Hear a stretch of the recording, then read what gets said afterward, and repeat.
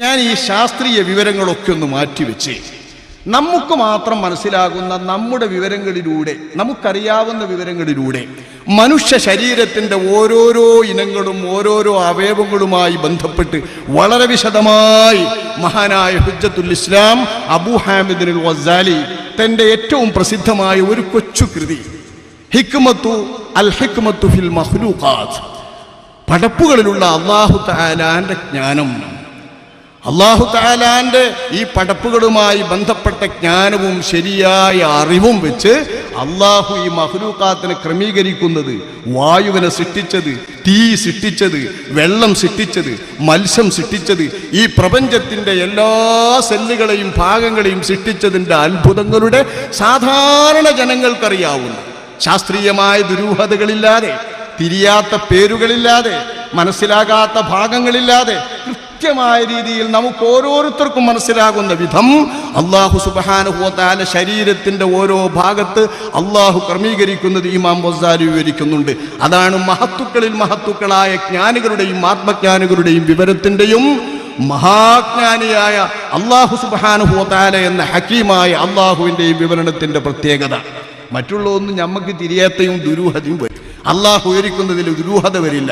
ബഹുമാനപ്പെട്ട ഇമാം ഗസാലി തങ്ങൾ അവർകൾ ഈ ഒരു ശുക്ലത്തിൽ നിന്ന് ആണു പെണ്ണുങ്ങളെ ഒരു ശുക്ലാവസ്ഥയിൽ നിന്ന് നീക്കിയിട്ട് രക്തപിണ്ഡത്തിലേക്കും മാംസപിണ്ഡത്തിലേക്കും എല്ലുകളിലേക്കും ഘട്ടം ഘട്ടമായി നീക്കിയിട്ട് പിന്നെ ശരീരത്തെ രൂപപ്പെടുത്തുന്ന മാംസങ്ങൾ വരുത്തിയിട്ട് ആ ശരീരത്തിൽ വരുന്ന ഇനങ്ങളെ സംബന്ധിച്ച് ബഹുമാനപ്പെട്ടവർ പറയാ, നമ്മുടെ വിഷയവുമായി ബന്ധപ്പെട്ട ഭാഗം അല്ലാഹു സുബ്ഹാനഹു വ തആല ഈ അവയവങ്ങളെയെല്ലാം അവന്റെ ശരീരത്തിൻ്റെ അകത്ത് ഈ ശുക്ലത്തിലെ ബീജവും മണ്ഡവും ചേർന്നിട്ടുള്ള ഭ്രൂണത്തെ ഘട്ടം ഘട്ടമായി വികസിപ്പിച്ചതിന് ശേഷം വരുന്ന ശിശു, ആ ശിശുവിൽ അല്ലാഹു സുബ്ഹാനഹു വ തആല പടച്ചു. വറക്കബഹ, അല്ലാഹു സുബ്ഹാനഹു വ തആല അവയിൽ സംയോജിപ്പിച്ച് കൂട്ടിച്ചേർത്ത് ക്ലിയറാക്കി സംവിധാനിച്ചു. ഫദവ്വറ സുബ്ഹാനഹു റഅസ, തല എന്ന് പറയുന്നതിന് വൃത്താകൃതിയിൽ അല്ലാഹു സുബ്ഹാനഹു വ തആല സൃഷ്ടിച്ചു. തല, നമ്മളെ തല ഇതിങ്ങനെ തന്നെ പഠിക്കാലോ. വശഖ ഫീഹ അസ്സംഅ വൽ ബസറ വൽ അൻഫ വൽ ഫമ വസായിറൽ മനാഫിദി, കേൾവി ഇതിലാണ്, കാത്, കണ്ണ് തലയിലാണ്, മൂക്ക് തലയിലാണ്, വായ തലയിലാണ്, മറ്റു ദ്വാരങ്ങൾ, നവദ്വാരങ്ങൾ എന്നൊക്കെ നമ്മൾ പറയുന്ന ദ്വാരങ്ങളിലെ അത്തരം ദ്വാരങ്ങൾ അല്ലാഹു സുബ്ഹാനഹു വ തആല ഈ വൃത്താകൃതിയിലുള്ള തലയിലാ വെച്ചത്. ഫജഅലൽ ഐന, അല്ലാഹു തആല കണ്ണിനെ കാഴ്ചക്കാക്കി. വമിനൽ അജായിബി സിർറു കൗനിഹാ മുബ്സറത്തൻ ലിൽ അശ്യാ വഹുവ അംറു യഅജുസു അൻ ശർഹി സിർരിഹി, അതിന്റെ രഹസ്യം ഇനിയും തുറന്നു കിട്ടാൻ പ്രയാസമാണ്. ഒരു ചെറിയ അല്ലാഹുവിന്റെ പടപ്പാ കണ്ണ്, ആ കണ്ണല്ലേ ഈ ലോകത്തെ വസ്തുക്കളെ മുഴുവൻ കാണുന്നത്. ആകാശഗംഗ എന്ന് നമ്മൾ വിശേഷിപ്പിക്കുന്ന ഏതെങ്കിലും ഭാഗം ഈ കണ്ണിൽ ഉൾക്കൊള്ളാതുണ്ടോ? സൂര്യഗോളം ഈ കണ്ണിൽ ഉൾക്കൊള്ളുന്നില്ലേ? ചന്ദ്രൻ ഈ ഉൾക്കൊള്ളുന്നില്ലേ? മിന്നാമിനുകളായി കാണുന്ന ഈ ഭൂമിയേക്കാൾ 1000 ലക്ഷം മടങ്ങുകളൊക്കെയുള്ള വിശാലമായ ഗോളങ്ങളായി, വിസ്തൃതമായ ഗോളങ്ങളാക്കി അല്ല പടച്ച ഈ കാണുന്ന മിന്നാമിനുകൾ പോലുള്ള നക്ഷത്രങ്ങളൊക്കെ നമ്മളെ കണ്ണിന്റെ ഉള്ളിൽ കൊള്ളുന്നില്ലേ? എല്ലാം ഈ കണ്ണിന്റെ ഉള്ളിലടങ്ങും. 7 അടുക്കുകളാണ് കണ്ണിനുള്ളത്. ഈ 7 അടുക്കുകളിൽ ലികുല്ലി ത്വബഖത്തിൻ സിഫത്തും വഹൈഅത്തും മഖ്സൂസത്തും ബിഹാ, ഓരോ അടുക്കിനും അതാതുമായി ബന്ധപ്പെട്ടിരിക്കുന്ന സവിശേഷമായ ആകൃതിയാണ്, സവിശേഷമായ ഗുണങ്ങളാണ്. ഫലൂ ഫുഖിദത്തു ത്വബഖത്തും മിൻഹാ ഉസാലത്ത് ലതഅത്വലത് അനിൽ ഇബ്സാർ, ഒരടുക്ക് നഷ്ടപ്പെട്ടാൽ, ഒരടുക്കിന്റെ ക്രമം തെറ്റിയാൽ കാഴ്ച എന്ന ഒന്നില്ല. പിന്നെ 7 അടുക്കുകളും പ്രവർത്തന സജ്ജമായിരിക്കുമ്പോഴേ, അതതിൻ്റെ ആകൃതിയിൽ അതിൻ്റെ സമതുലനം നിലനിൽക്കുമ്പോഴേ, കൃത്യമായി അതിൻ്റെ അതില് നിലനിൽക്കുമ്പോഴേ അത് കാണുക എന്ന ധർമ്മം നിർവഹിക്കുകയുള്ളൂ. വന്നുർ ഇലാ ഹൈഅത്തിൽ അശ്ഫാരില്ലതി തുഹൈതു ബിഹാ, ഈ കണ്ണിനില്ലേ 2 മൂടികൾ, കണ്ണിനെ വലയം ചെയ്യുന്ന മൂടികൾ. നിനക്ക് കാണേണ്ട എന്ന് വെക്കുമ്പോൾ അടക്കാൻ കഴിയുമല്ലോ ഈ കണ്ണിന്റെ പോളകൾ കൊണ്ട്. കാണണമെന്ന് തോന്നുമ്പോൾ തുറക്കാൻ കഴിയുമല്ലോ ഈ കണ്ണിന്റെ പോളകൾ. ആ കണ്ണിന്റെ പോളകളിലും ആ കണ്ണിന്റെ മൂടികളിലും വെച്ച വമാ ഖലഖ ഫീഹാ മിൻ സുർഅത്തിൽ ഹറക, എത്ര പെട്ടെന്നാണ് അത് ചലിക്കുന്നത്, അനങ്ങുന്നത്. കണ്ണ് മിഴിക്കുക, കണ്ണ് തുറക്കുക, കണ്ണടക്കുക എത്ര ക്ഷണനേരം കൊണ്ട് സാധിക്കും? വേറെ ഏതെങ്കിലും ഒരു ഭാഗത്ത് തുറക്കാനോ നീക്കാനോ അങ്ങനെ സാധിക്കുമോ? ഒരു കണ്ണിന്റെ ആവരണം കണ്ണ് മിഴിക്കാനും കണ്ണ് തുറക്കാനും കണ്ണടക്കാനും എത്ര പെട്ടെന്ന് സാധിക്കും? അടച്ച കണ്ണ് തുറക്കാൻ എത്ര സാധിക്കും? ഇതിനാവിധം സംവിധാനിച്ച അല്ലാഹ് എന്തിനാണിത് സംവിധാനിക്കുന്നത്? നിന്റെ കണ്ണെന്ന ഭാഗത്തെ കാക്കാൻ. അതിനകത്തേക്ക് ചേരുന്ന പൊടിപടലങ്ങളോ മറ്റേതെങ്കിലും പ്രാണികളോ കടന്നു ചെല്ലുമ്പോൾ അത് പെട്ടെന്ന് അതിന്റെ ശല്യം തീർക്കാൻ. ഫകാനത്തിൽ അശ്ഫാറു ബിമൻസിലതി ബാബിൻ യുഫ്തഹു വഖ്തൽ ഹജ വയുഗ്ലഖു ഫീ ഗൈരി വഖ്ത്. സമയമില്ലാത്ത സമയത്ത് അടക്കാനും വേണ്ട സമയത്ത് തുറക്കാനും പറ്റുന്ന ഒരു വാതിൽ പോലെയാണ് അല്ലാഹു തആല കണ്ണിന്റെ മൂടി വെച്ചിരിക്കുന്നത്. ആ മൂടി, ഇതിന്റെ മൂടിയിൽ വെറും സംരക്ഷണം മാത്രമല്ല, വലമ്മാ കാനൽ മഖ്സൂദു മിനൽ അശ്ഫാർ ജമാലൽ ഐനി വൽ വജ്ഹി, മുഖത്തിന്റെ ചന്തം അവിടെയാണ്, കണ്ണിന്റെ ചന്തം അവിടെയാണ്. ആ കണ്ണിന്റെ ചന്തവും കണ്ണിന്റെ ചന്തത്തോടൊപ്പം മുഖത്തിന്റെ ചന്തവും കൂടി ഇതിൽ ലക്ഷ്യമാക്കിയതുകൊണ്ട് ജഅല ശഅറഹാ അലാ ഖദരിൽ ലാ യസീദു സിയാദതൻ തുദുറു ബിൽ ഐൻ, കണ്ണിന് ഉപദ്രവമാകാത്ത വിധമാണല്ലോ ആ മൂടിയുടെ തലപ്പത്ത് അല്ലാഹു കൊടുത്ത മുടികൾ. കാണാനെന്തു ചന്തമാണ്!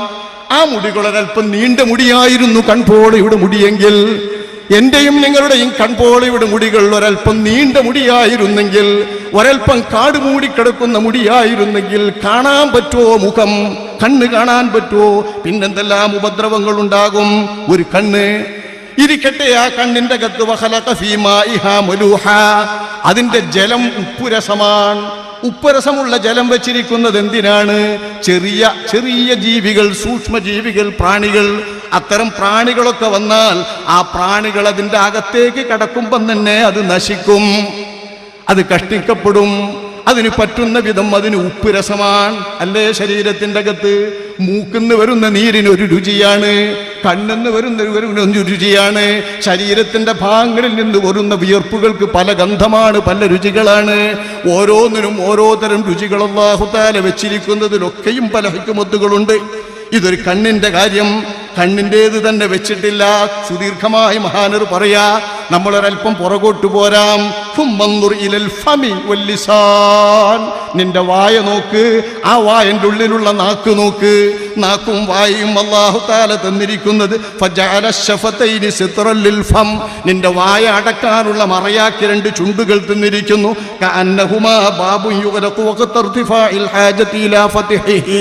തുറക്കാൻ ആവശ്യമുള്ളപ്പോൾ തുറക്കാൻ പറ്റുന്നതും അല്ലാത്തപ്പോൾ അടഞ്ഞു കിടക്കുന്നതുമായ വാതിൽ. ആവശ്യമുള്ള സമയത്ത് മാത്രം തുറന്നാൽ മതി. അങ്ങനത്തെ ഒരു വായയുടെ വാതില ചുണ്ടുകൾ. ആ ചുണ്ടുകൾ അല്ലാഹു തആല വെച്ചിരിക്കുന്നു. ഇത് ചുണ്ട് മാത്രമല്ല, ആ ചുണ്ടിന് അല്ലാഹു തആല വെച്ച അതിൻ്റെ ഉള്ളിലെ നാക്കും, ആ നാക്കുമായി ബന്ധപ്പെട്ട് സംസാരിക്കാൻ അല്ലാഹു ഒരുക്കിയ പല്ലും. ഇത് രണ്ടും ഇല്ലായിരുന്നെങ്കിൽ കാണാൻ തന്നെ എന്ത് മോശമാണ്. ഫലൗലാഹുമാ ലതശബ്ബഹത്തിൽ ഖൽഖ്, മനുഷ്യന്റെ സൃഷ്ടിപ്പിന്റെ ആകൃതി തന്നെ വിരൂപമാകില്ലേ, കാണാൻ പറ്റാത്ത രൂപമാകില്ലേ. വഹുമാ മുഈനാനി അലൽ കലാം വല്ലിസാൻ ലിന്നുത്ഖി വത്തഅബീർ അമ്മാ ഫീ ളമീരിൽ ഇൻസാൻ, മനുഷ്യന്റെ ആശയങ്ങൾ, മനസ്സിലുള്ള ആശയങ്ങൾ, അഭിലാഷങ്ങൾ, ഇതൊക്കെയും തുറന്നു പറയാൻ, പ്രകടിപ്പിക്കാൻ ഇങ്ങനെ ഒരു ജീവി അല്ലാഹുവിന്റെ ഭൂലോകത്ത് ജീവികളിലുണ്ടോ? ആവശ്യങ്ങൾ മുഴുവൻ പറയാൻ, ആശയങ്ങൾ മുഴുവൻ പറയാൻ. ആശയം പറയണമെങ്കിൽ ആശയം ഗ്രഹിക്കേണ്ടേ? ആശയങ്ങൾ മുഴുവൻ ഗ്രഹിക്കാൻ, സംഗതികളൊക്കെ മനസ്സിലാക്കാൻ. ഞാൻ സംസാരിക്കുന്ന ആശയം നിങ്ങൾ കേൾക്കുന്നു, നിങ്ങൾ പറയുന്ന ആശയം ഞാൻ കേൾക്കുന്നു. ഓരോരുത്തരും അങ്ങോട്ടും ഇങ്ങോട്ടും ആശയം അങ്ങോട്ടും നുകർന്നും പകർന്നും ഇരിക്കുന്നത് കൊണ്ടല്ലേ മനുഷ്യ തലമുറകൾ ഇവിടെ ജീവിക്കുന്നത്, വിജ്ഞാനം ഇവിടെ പരക്കുന്നത്. കൊണ്ടും കൊടുത്തും അങ്ങോട്ടും ഇങ്ങോട്ടും പറയാൻ പറ്റുന്ന വിധം അല്ലാഹു തആല ഒരുക്കിയ പല്ലുകൾ, ചുണ്ട്, നാക്ക്, ഇതിലോരോന്നും ആവശ്യമല്ലേ? പല്ലിന്റെ മോണ, അത് ഫിറ്റ് ചെയ്ത മോണ, അതിൻ്റെ കളറിൻ്റെ സൗന്ദര്യം, അതിൻ്റെ നിരയുടെ ആ കോർവ, മുത്തുമണികളെ പോലെ ഫിറ്റ് ചെയ്ത ആകൃതി. ഇത് ഏതെങ്കിലും ഒരു കോന്ത്രം പല്ലുകാരൻ്റെ പല്ല് ഇതിന് അപവാദമാകാം. സാധാരണ ജനങ്ങളുടെ മുഴുവൻ പല്ല് മുത്തുപോലെ അടുക്കി വെച്ചതുപോലെ അതിൻ്റെ നിരയായി അടുക്കി വെച്ച പല്ലുകളല്ലേ. ചിലതിന് കൂർത്ത മുന, ചിലതിന് വീതിയുള്ള മുന, ചിലതിന് രണ്ട് മൂർച്ച, ചിലതിന് ഉള്ളൊരു ഭാഗം. ഇതൊക്കെ ചവക്കാൻ, അരക്കാൻ, വസ്തുക്കൾ ഉപയോഗിക്കാൻ ദഹന വ്യവസ്ഥയുടെ ആദ്യത്തെ വ്യവസ്ഥ പല്ലുകൊണ്ട് പചിക്കുകയും ചവക്കുകയും ചെയ്യുന്നതല്ലേ. ഇതില്ലെങ്കിൽ നമുക്ക് ഭക്ഷണം കഴിക്കാൻ കഴിയുമോ?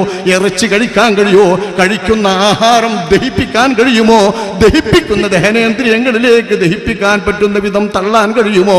ശ്വാസനാളങ്ങളിലെ പോലെ അന്നനാളങ്ങളിലേക്ക് ഇറക്കാൻ പറ്റുമോ?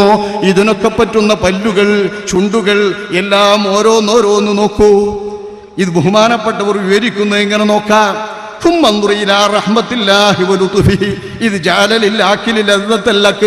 തിന്നാനുള്ള രസം, തിന്നുന്ന ഒരാൾക്ക് ചവച്ചാൽ തന്നെ തിന്നാനുള്ള രസം. എന്താ രസം? രുചിയുടെ ശേഷി അള്ളാഹു നാക്കിൽ വെച്ചിരിക്കുന്നു.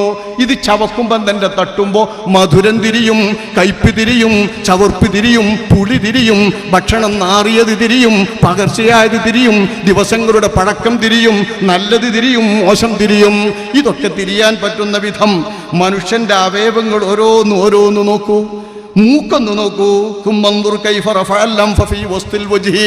എന്റെ നടുവിന്റെ, നിന്റെ മുഖത്തിന്റെ നടുവിൽ നാട്ടിവെച്ചിരിക്കുന്നു മൂക്ക്, ഉയർന്ന വിധം. എന്താണ് ആ മൂക്കിന്റെ ആകൃതിയുടെ ചന്തം? എന്താണ് അതിന്റെ മൂക്കിന്റെ 2 ദ്വാരങ്ങളുടെ രൂപം? അതിൻ്റെ അകത്താണ് മണക്കാനുള്ള ശേഷി. ഇതൊക്കെ വെച്ചിട്ട് അല്ലാഹു തആല തന്നത് നിങ്ങളുടെ വസ്തുക്കൾ, ഭക്ഷണ വസ്തുക്കൾ, കുടിവസ്തുക്കൾ, മറ്റേത് വസ്തുക്കളും മണക്കാൻ, മുത്താൻ, മണക്കാൻ, ആസ്വദിക്കാൻ അല്ലാഹു വെച്ച മൂക്കിന്റെ ആ 2 ദ്വാരങ്ങൾ, അതിലുള്ള മണശേഷി. ഇങ്ങനെ ഓരോന്ന് നമ്മുടെ ശരീരത്തിന്റെ അവയവങ്ങൾ നോക്കിയാൽ ആന്തരീയ അവയവങ്ങളെ കുറിച്ച് പറയേണ്ട സഹോദരങ്ങളെ. കാതൊന്ന് ആലോചിച്ചു നോക്കൂ. കാതിനെ കുറിച്ചും മഹാനവറുകൾ വിവരിക്കുന്നുണ്ട്. സാധാരണ ഒരു ദ്വാരം പോലെയല്ലല്ലോ കാത്. കാതിൻ്റെ ഉള്ളിൽ വളവുകളുണ്ട്, തിരിവുകളുണ്ട്, പല അടുക്കുകളുണ്ട്. ഇതൊക്കെ പറ്റുന്ന വിധം അല്ലാഹു വെച്ചത് സാധാരണ ഇടങ്ങളിലുള്ള ദ്വാരത്തിലെ പോലെയല്ല. ഒരു ചെറിയ മഹാമോശപ്പെട്ട ചെപ്പികൾ, നമ്മൾ ചെവിടിലെ ചെപ്പി തന്നെ ഇവിടെ പറയാം, ചെപ്പി. ഈ ചെപ്പികൾ കാതിലതാ. എന്താ ഈ ചെപ്പി? വേറെ എവിടെ അങ്ങനെയല്ലല്ലോ. അത് വല്ലാതെ കലശലാകുമ്പോഴോ നിറഞ്ഞു നിൽക്കുമ്പോഴോ ബഡ്സ് എടുത്തിട്ട് നമ്മൾ കൃത്യാക്കിയിട്ടാക്കിയാൽ ചെപ്പിങ്ങനെ പോരും. അത് നിറഞ്ഞു നിൽക്കില്ലെങ്കിലും ചെപ്പി തന്നെയാ. വിരലുകൊണ്ടോ കോലുകൊണ്ടോ ചെപ്പിയിൽ തോണ്ടിയിട്ട് അത് നാക്കിൽ വെച്ചാൽ അതിൻ്റെ രുചി എന്താ? എന്തോ ഒരു രുചി. ഈ രുചിയോടുകൂടെ, ആ ദുർഗന്ധത്തോടുകൂടെ ഈ ചെപ്പി അല്ലാഹു തആല വെച്ചിരിക്കുന്നത് അതിൻ്റെ അകത്ത് കിടക്കുന്ന പല പ്രാണികളെയും അതിൻ്റെ അകത്തേക്ക് പ്രവേശിക്കാൻ അനുവദിക്കാത്ത വഴിയിൽ വെച്ച് തടഞ്ഞു കൊല്ലാനാ, അതിൻ്റെ ആക്രമണം തടുക്കാനാ. ഇല്ലെങ്കിൽ ഉറങ്ങിക്കിടക്കുന്ന നമ്മുടെ കാതിൻ്റെ ഉള്ളിലൂടെ കടന്നു പോകുന്ന പ്രാണികൾ എവിടെയെത്തും പ്രാണികൾ? നമ്മൾ ഉറങ്ങുമ്പോൾ ആരാ നമ്മുടെ കാതിനെ നോക്കുന്നത്? നമ്മൾ ഉറങ്ങുമ്പോൾ തുറന്നു കിടക്കുന്ന വായ ആരാ അടക്കുന്നത്?